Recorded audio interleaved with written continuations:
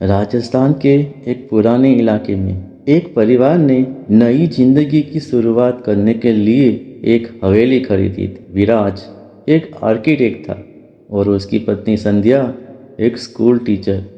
उनके साथ उनके दो बच्चे, 8 साल की बेटी अनवी और 5 साल का बेटा ईशान था। हवेली बहुत विशाल और खूबसूरत थी, लेकिन कीमत बेहद कम थी।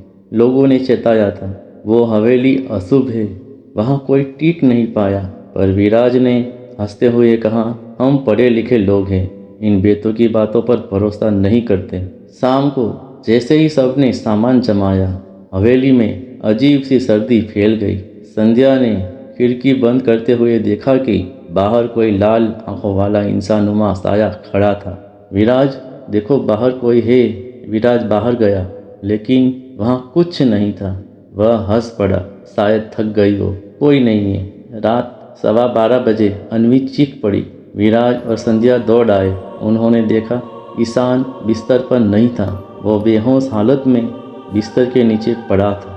उसके चेहरे पर डर की स्याही थी। हर रात 12:15 बजे कुछ न कुछ अजीब होता था। दीवारों से अचानक खून जैसा लाल पानी टपकता, रसोई में बर्तनों का खुद ब खुद गिरना, अनवी और ईशान का एक काल्पनिक अंकल से बात करना, हवेली की तस्वीरें खींचते ही धुंधली या काली हो जाना। संध्या ने पुजारी बुलाने का निर्णय लिया। पुजारी ने पूजा शुरू की, पर जैसे ही मंत्र पढ़े गए, दीवारें कांपने लगी। एक भारी आवाज गूंजी, यह घर मेरा है, चले जाओ वरना सब मिटा दूंगा। संध्या ने गांव के एक बुजुर्ग से जानकारी जुटाई। उसने बताया, ये हवेली कभी ठाकुर रघुनाथ सिंह की थी। उसकी पत्नी राधा को शक था कि वो किसी तांत्रिक से संबंध रखता है। जब उसने विरोध किया तो रघुनाथ ने उसकी बलि दे दी।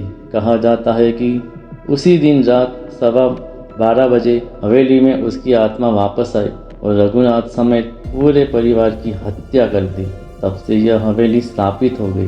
विराज अब मान चुका था कि मामला गंभीर है। एक रात विराज को लगा जैसे कोई उसके ऊपर बैठा है। उसकी आंखें खुली तो उसने देखा एक औरत लाल साड़ी में उल्टे पैरों से छत पर टंगी हुई थी और उसकी तरफ घूर रही थी। वो चिल्लाया, लेकिन आवाज़ बाहर नहीं निकली। अचानक बच्चे भी चिल्लाने लगे। अनवी दीवार पर खून से सेवस लिख रही थी। ईशान की आंखें सफ़ेद हो गई थी। संध्या ने उन्हें किसी तरह अपने कमरे में बंद किया और मंदिर की घंटी बजाने लगी। संध्या ने एक पुराने तांत्रिक को बुलाया, जो इन आत्माओं को बांधने का दावा करता था। तांत्रिक ने कहा, यह आत्मा सिर्फ हवेली नहीं, तुम्हारे बच्चों को भी अपना मान चुकी है। इसका उद्देश्य पुनर्जन्म है, माध्यम है तुम्हारे बच्चे। पूजा शुरू हुई। हवेली में चिल्लाहटें गूंजने लगी। तांत्रिक ने बच्चों को एक यंत्र में बैठाया और मंत्र पढ़ता रहा। रात 12:15 बजे अचानक हवेली की सभी लाइटें बंद हो गई। हवेली में चारों ओर से आवाज़ें आने लगी, राधा राधा, मेरे खून का बदला, मुझे जन्म दो। तांत्रिक तड़पने लगा और जलकर भस्म हो गया। संध्या और विराज ने बच्चों को उठाया और हवेली से भाग निकले। वे बस स्टैंड पर पहुंचे, बच्चों को जगाया, पर ईशान की आंखें अब भी सफ़ेद थी। वो धीरे से बोला, अब राधा आ गई है, मैं नहीं। संध्या चीख पड़ी। उस दिन के बाद वह परिवार कहीं नजर नहीं आया।